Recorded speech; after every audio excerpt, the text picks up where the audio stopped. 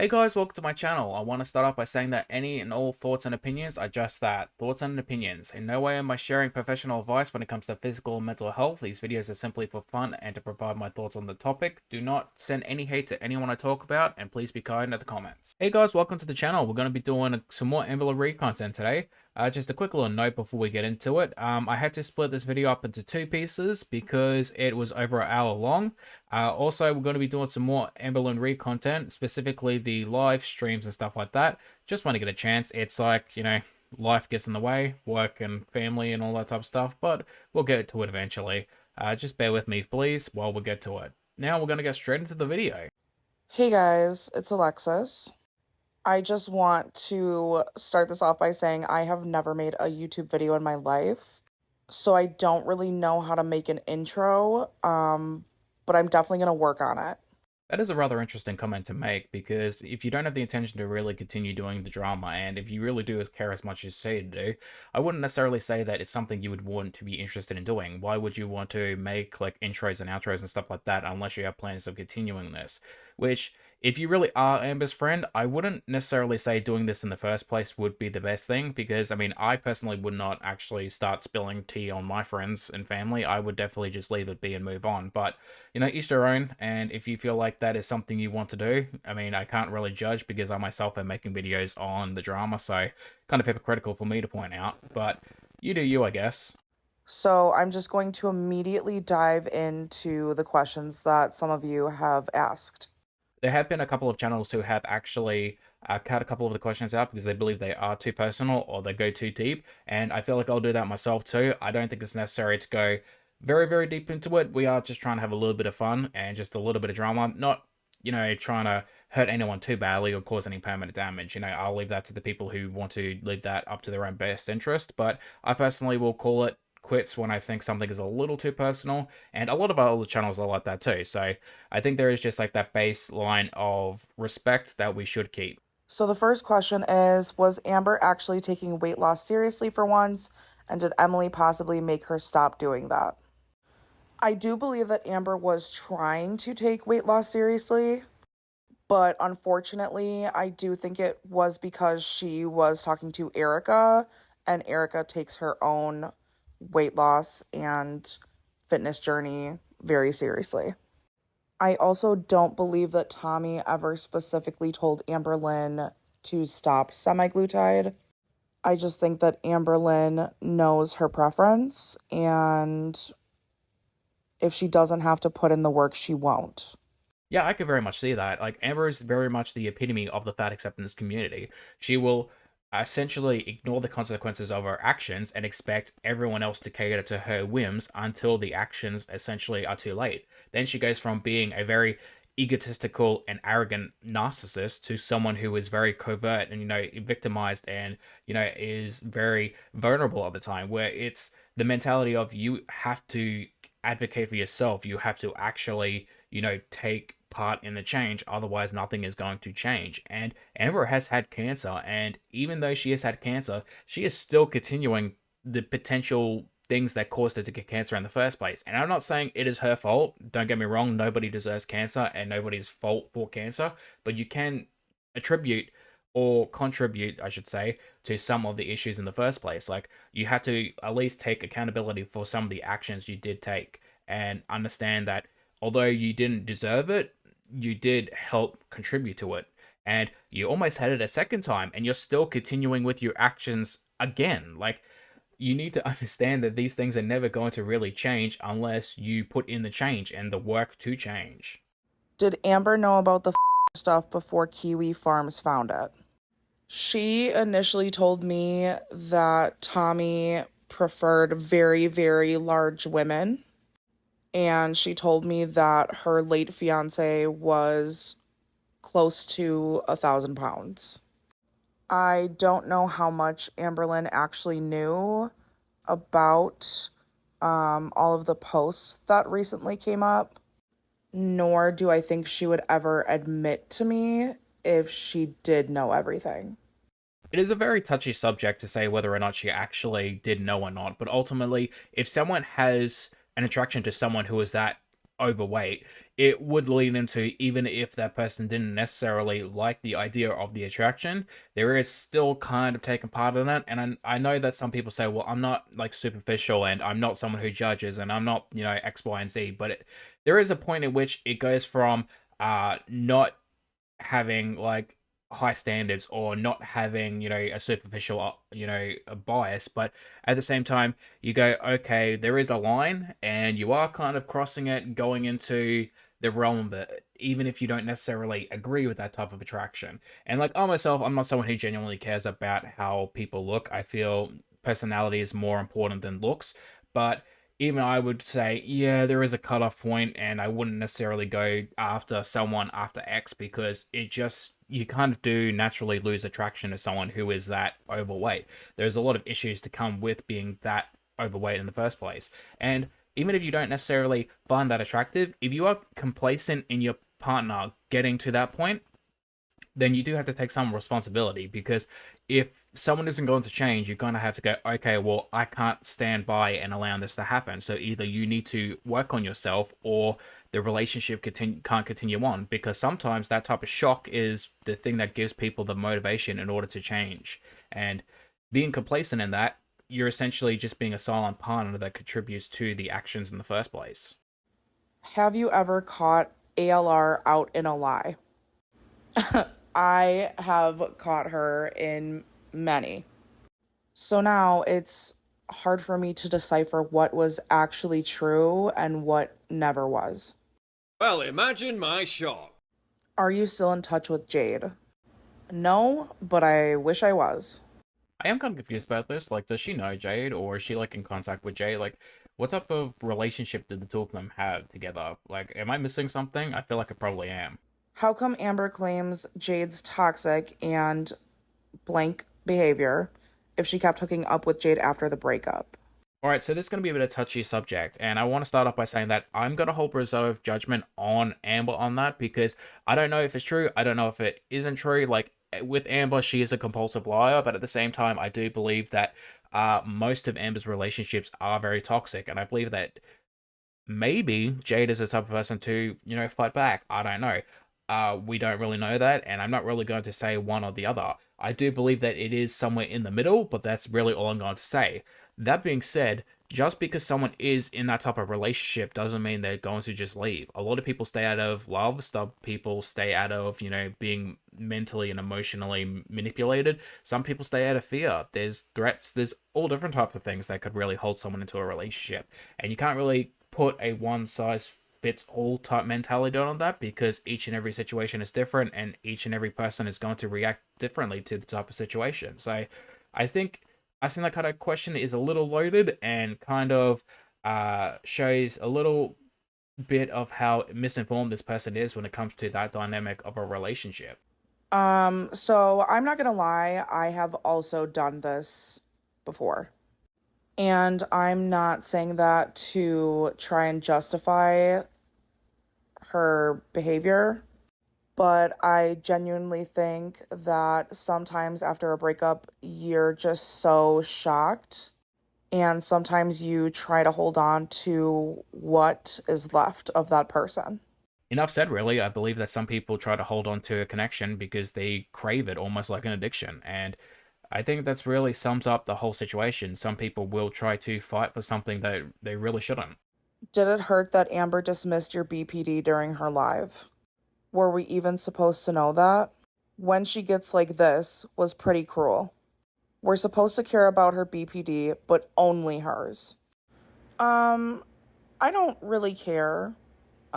It's not like a secret that I also struggle with my mental health. But unlike Amber, I have actually taken the time to be alone and like work on myself. And I actually have gone to therapy, like with a real licensed therapist, and not just Chat AI and WebMD. All right, I got a couple of things to speak about this, and it's going to be a little bit of time, so I do apologize. But first and foremost, I do agree with the mentality that Amber will always use her disabilities or disorders as a justification for her actions. And I think that's the difference between someone like Amber and someone like Alexis. She may see the issues, and she may point them out and work on myself. And I myself are like that. I don't have BPT, but I do have autism. I am someone who isn't able to fully understand a lot of people's emotions, and sometimes I lack the ability to read the room. And it's not necessarily because I want to hurt people's feelings. I don't ever really want to hurt people's feelings, even if someone who is, negative towards me. I try to take the high road and, always be the better person in the situation, because being a negative person really isn't the type of mentality that I really want to have in life. But there are times where I also do forget to read the room, not understand other people's emotions, and I do hurt people. And it does take someone to point it out and go, hey, you said this or did this, and it caused me to, you caused me to feel a certain way. And I go, okay, I made a mistake. I need to correct it in the future, and I need to understand that I can't do that anymore. So it's a very it's a very type of mentality where it's like you have to distinguish the not the actions per se, but the intent, where the intent really matters more than the actions themselves. And if someone like Amber is not going to change and work on herself, maybe you have to take the intent at face value and go, okay, she's never going to change. Well, it's best to end the relationship here and move on. And I do agree with Alexis in the sense that BPD doesn't justify your actions, and just because you have that, you need to understand and work on yourself. You can't just go, okay, well, I have this, it's a disorder, so I'm never going to change. No, you're not free from criticism. You do need to adapt and overcome. That's how most people live a life, even if they don't necessarily have a personality disorder or, disability. They still have to learn, grow, and adapt as human beings. You are not free from that criticism too. Work on yourself and better yourself. That's how everyone should be, except people who don't really have, the awareness to be able to do that, of course. I just want to add that a little bit in there. Sometimes, there are people who are so far gone, they're not able to really understand, and you can sort of give leeway or judgment, but at the same time, when you become a physical danger, that is somewhat a bit different. But if someone has a very low mental capacity, you go, okay, you can understand them saying and doing things that may potentially, offend you. You can really look past that. But for the most part, as long as you're not a physical danger, you allow that sort of, exception type thing. Does she support her friends financially? Example, does she send Eric and Ricky money? Did she pay for Emily plane ticket, rental car, etc. when she visited Oklahoma City? Do I think it's possible that she paid for Emily's plane ticket? Sure. Do I think she's financially supporting her friends? Absolutely not. There was a period of time where I was quite literally working 3 jobs and still barely making ends meet. And I didn't talk about it very often because I didn't want her to feel like I was asking for anything. But she never, ever offered, not even one time. I feel like I'm a bit of a pessimist in this situation, because I feel like she does somewhat feel hurt. Like, oh, Amber gets this money, and I actually work, and Amber does very little, and she gets more money than me. So I feel like I'm a little bit entitled to it. And I'm not necessarily saying that's what she is outright saying, but I feel like there is that hint of hurt in her voice where she feels like she's somewhat entitled to it, or thinks Amber should give her that money. Could be completely wrong, but it just comes off that way. Ultimately, I believe that Amber's money is Amber. Amber's money is Amber's. She doesn't owe anyone anything. But at the same time, if you are in a position to help someone, it is really just the nice thing to do. You don't have to do it, but it doesn't make you any less moral if you don't want to do it, because you earn that money at the end of the day. Whether or not you agree, Amber does, but she did build at the end of the day, she did build her channel on drama. A lot of people think negatively of her, but she continues with it, so she does kind of really deserve it at the end of the day. She only really puts 5 to 10 minutes a week in, so it's kind of, agree to disagree on the mentality. I think at the end of the day, even if she does do very little, she does, she did work 10 years on YouTube, so I do think that, she really doesn't owe anyone anything. Does she have any friends in Oklahoma City? Why doesn't she try to find girlfriends in her own state ever? Why does she always look for love on TikTok? Yes, she does, and he seems actually very nice. But was he a viewer before they met? Yes. I also have never talked to him, and I'm not really sure what his true intentions were messaging her. But he does get to hang out with Amberlynn's mom, and I'm kind of jealous of that. That's somewhat of a weird statement. Like, why would you want to be with a friend with Amber's mom, especially knowing like the type of person Amber is and kind of what the things that her mother has also done. But at the end of the day, I don't know this person, so he could just be really poor at judgment, or he could really be like Amber and actually have those specific type of mentalities and personality of Amber too. So reserve judgment on him until, he comes onto the channel, really. But I kind of think if you want to be a friend or want to build a relationship with a person like Amber, it kind of leaves a, I don't know, massive red flag in, my vision anyway. Like, I feel like you're not really a good person, probably a very poor judgment, but at worst, a bad person or someone similar to Amber in that regard. But he is also probably like me in regards to being on the back burner now that she's back with Tommy. Nice. Has she been trolled by other people like Erica thinking they were dating? Yeah. Her main one was Danielle. I mean, she was in love with this girl. Aww. And I can actually understand why, because she's incredibly attractive. This girl also said a lot of the right things that made Amberlynn kind of hooked. And she would do the inconsistent reassurance with her and be like totally in love with her one day and then like really all about her pre-existing partner the next day. All right, let's get a couple things straight. Amber is not in love. She has no idea what love is. And by the sounds of it, same with Alexis too. Love is not a feeling. It is not something you feel. It is something you build over time, because love is a connection. You build a connection with someone, and that is what the meaning of love is. You can be infatuated. You can be attracted to. And if it's a very superficial thing of how someone looks, then that is attraction. That's all it comes down to. You cannot build that feeling of love, that connection of love, I should say, with someone over text. It doesn't work like that.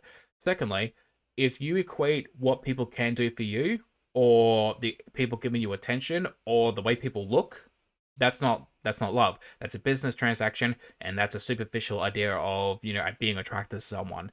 You don't go into a mentality of a relationship going, okay, what can you do for me? Or what type of attention can you give me? Because then at the end of the day, there is going to come a time where that person can no longer give you those things. And are you going to stay unhappy in a relationship, or are you going to move on and find someone else? And we know Amber is not the type of person to work through it. She's just going to find that attention somewhere else. And by the sounds of it, Amber was finding it from 5, 6, 7 different places at once. And that's truly disturbing, because the more you do that, the harder it is to actually build that connection of love in the first place. Danielle has been with her current partner for, from my understanding, a decade, at least. But they are not married. This was when I started to realize that Amberlynn does not care if someone's in a pre-existing relationship already. If she likes you and she thinks you're attractive and you say the right combination of words, she's going. Amberlynn also apparently gave this girl money. Literally in the same time frame that I was struggling. Yeah, definitely. If you are in a relationship with someone and you find out that they are married, then you should just stop the relationship and move on. The only time I really would justify it is if you have an open relationship, but even then I still have my concerns, because there are people who fall in love and it becomes a really just full-on situation, and it's a very hard thing to navigate. So, unless it's purely transactional, then yeah, I guess you can do that. But at the same time, the person who holds the most responsibility is the person in the closed relationship. If you are supposed to be monogamous, why are you seeking validation or a relationship outside the relationship? Either stick with your partner or move on. Like, break up, move on. Like, stop stepping outside your relationship. It is really not that hard, and there's never just a justification for cheating. Like, what the hell is wrong with so many people? Like, just move on. It's not that hard. Secondly, why the hell are you bringing up Amber's money again? Like, she doesn't owe you anything, and we all know that Amber is only going to give money to people that she's attracted to. So, like, if you're not on her roster, then just move on and accept the fact that she's not going to give you money. Like, you are not entitled to her money, even if you are just a friend. I don't care if you're homeless, doesn't matter. You are owed nothing. Get your own bag. She also really loved to compare her online relationship with this girl to my in person relationship with my girlfriend at the time. It's actually pretty funny knowing the fact that she's talking shit right now about Amber's online relationship, considering the fact that she literally just broke up with her partner because her partner decided to start something between her and Amber as a joke. So, couldn't have really been that deep, honestly. I really, really loved that a lot. She has never met Danielle or Abby in real life, or Erica. Also, Abby was 20 years old when Amberlynn started talking to her, and then lied about it to me, and then backtracked, and then told me the truth again. My parents told me something when I was young, and it's a very good ideal to really live by. If you have to hide something in order to not get in trouble, even if it's just omitting or lying about it, doesn't matter which it is, if you have to hide it in order to not get in trouble, then you shouldn't have done it in the first place. And if Amber as an individual has a relationship with someone who has a 14-year gap, and that is a massive gap, by the way, and you have to hide it, obviously you shouldn't be with the relationship in the first place. It is kind of disgusting, and I don't care if anyone goes, well, they're an adult. It doesn't matter. First of all, the human brain doesn't fully develop until you're around 25 to 28. So even if you are both adults, you're in very different parts of your essentially life cycle. Like, 14 years is a massive difference, and there is a bit of a power dynamic in that, because like Amber has had 14 years more experience than someone, and she is also a very manipulative person. So it doesn't matter if someone is a fully grown adult, you shouldn't really be dating someone that young in comparison to you. And I don't care if you can, oh, it's consensual, because the age of consent, just because something is legal doesn't make it moral. A 14-year age gap is, I'm sorry I have to, but hectic. I do understand that she's trying to insert jokes and stuff like that to the conversation, but this is definitely not the time. Like, that type of relationship is not something that should really be joked about, and you should really have a bit of a, stronger opinion other than that's hectic. Like, yeah, I understand it's a joke and you're trying to meme, but, it's not funny when you are part of the drama itself. You come off as really extremely cringy and just kind of stupid for making a joke at that point in time. But, you do you, girl. I also want to say that Amberlynn never had intentions of actually being with Erica, but when the relationship with Danielle and then the relationship with Abby didn't work out, she kind of just settled. She would always tell me how this Erica girl really likes her and really wants to be with her, but she just didn't look at her like that. I'm sorry, but that's actually genuinely funny. Like, thinking about being married with someone and being in a 10-year relationship with someone, and the fact that you cheated on them for someone who wasn't really interested in you. On top of that, like I said it before, you weren't Amber's first choice. You're not her second choice, but you're essentially her third choice. That that is like a oof moment. Like, that is really bad. On top of that, Amberlynn Reid, like, you're gonna leave your current partner, and I completely understand, because I think Brittany is just as bad as Amber, in my opinion. I think she's a very manipulative person, and she is a very bad person morally. Like, you could tell, like, she has a bit of an attitude, and she's definitely a bit of a, I was gonna say intention something, and I shouldn't call a woman like that. That's not something I should call, but I wouldn't, not necessarily calling her that particular word. I mean it in the sense of, like, the term itself. Like, she is an attention seeker, I should say, as better word for it. Definitely not the word I was gonna say, but yeah, I can understand why, because Brittany seems like a bit of a ball buster, and Erica seems like a bit of a, I don't know, she seems like a people pleaser. Like, she will, bend over backwards to get other people's approval. So it's obviously a bit of a relationship dynamic that was never really going to work out in the first place. And I mean, she's cheated before, so yeah, you kind of deserve that. Like, I wouldn't say cheating was something really anyone really deserves, but at the same time, like, if you knew your partner cheated on you in the first place, why would you do it a second time and, like, gamble it a second time? Like, that was kind of funny, thinking that, like, Amber wasn't really attracted to you, but she settled for you, and you were willing to give up a 10-year relationship and marriage for her. Like, ugh. God, damn, that would be, like, my 13th reason, honestly. Even though she was juggling all three of them at the same time at one point. Is there any part of you that feels bad for betraying Amberlynn's trust? Absolutely not. This girl is on a high. She is definitely on cloud nine, and she's enjoying the hell out of this, and we are all here for it. Like, when you think back on all the talks you two had when everything was good, did you ever think you would betray her? Honestly, yeah. I do feel bad.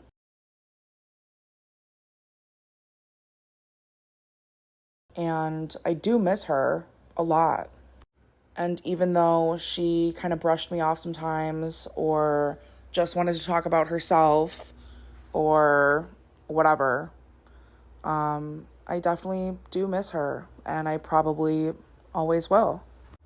Did I think I was ever going to betray her? Hell no. I literally thought it was like the coolest thing in the world that I was her friend.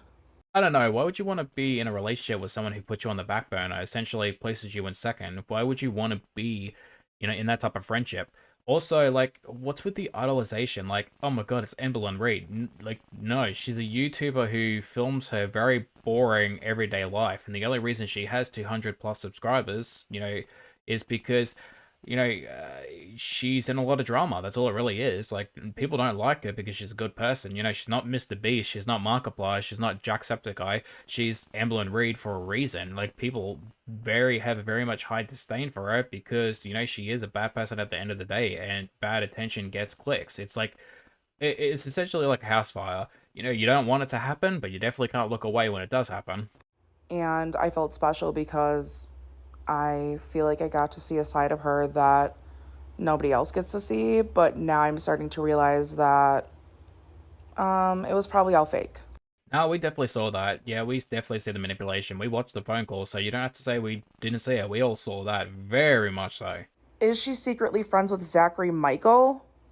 He seems to be protecting her a little too much these days. I don't watch Zachary Michael, but if he's anything like myself, I would assume that he essentially is just criticizing other people because, even though something bad is happening to Amberlynn Reid, you cannot just stand by and allow it to happen, or you shouldn't really stand by and allow it to happen. People shouldn't be free of criticism just because they're doing negative things to other people. Like, you should call out bad behavior and equally hold people responsible for their actions.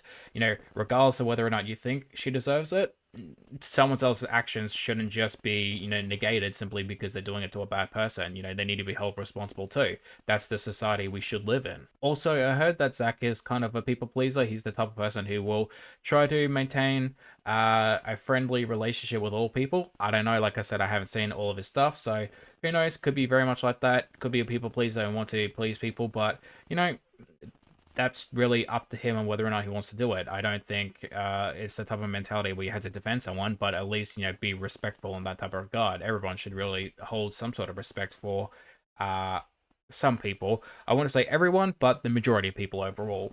Honestly, I think that he's just really good at seeing things for what they are. And Amberlynn is not always delusional or in the wrong, but most of the time, yeah. I'd like to know what your partner thinks of Amber and your friendship with her. First off, I just want to give a public service announcement that my partner goes by they them pronouns. So if anybody mentions them in any videos, I would pretty much expect you to use their proper pronouns. When I first told them about the fact that I was friends with Amberlynn, they didn't really know much about her. And then I started bringing them on FaceTime calls, and they actually got along really well until Amberlynn started sending nudes and showing me her full conversations with Erica and all of the nudes that they exchanged. All right, so if you have a friend who is in a relationship, I wouldn't necessarily say that's something you should do. On top of that, I do hope that she misspeaked in the sense that Amber wasn't also sending Erica's private stuff out because, that's just a hard no, and that's truly disgusting because if someone is sending you something private like that, it is something that should stay to you and you alone because you shouldn't be sending it to other people. It is also could be illegal to do depending on where you live, and very much so, and Amber should be charged if that is the case. But at the same time, if someone is in a relationship, why would you be sending that stuff to them? Because most likely their partner would not be happy with you doing that. And by the sounds of it, Alexis's partner was not happy that Amber was doing that. Like, have a bit of foresight. Like, you don't. It's not something that should be written down like a rule. It's just an unspoken rule where you just have that level of respect for people. Like, don't do those type of things. Just like, it's just weird you would even think about doing it in the first place. I would hope that Alexis would also respect her partner enough to call Amber on it too. Like, if your friend does that and your partner's not cool with it, you should immediately call them on too. So like, I would hope Alexis would do that and be like, "Yo, no, they're not okay with this. Why are you doing this? Like, don't do that again, please." And when I was with my ex-girlfriend, Amberlynn would make public Facebook comments calling me daddy in them. Yeah, just a weird thing overall. Like, respect your friends and their partners. Like, some people are okay with that, but it's something where you really have to gauge it and how long the two of you or three of you have been friends for, so that way you'd be able to properly gauge and understand how they feel about it. Doing that to random people that you don't know, or people that you really don't have a strong bond with, like you've never really met in person, it's kind of weird to go that far. Like, I wouldn't really recommend it. Like, it's just weird again, like overall. But yeah, I don't really have much else to say other than just, Amber, get some self-respect and also respect other people, please. Like, knowing full well I had a girlfriend, but since Danielle wasn't committing to her completely, she didn't care.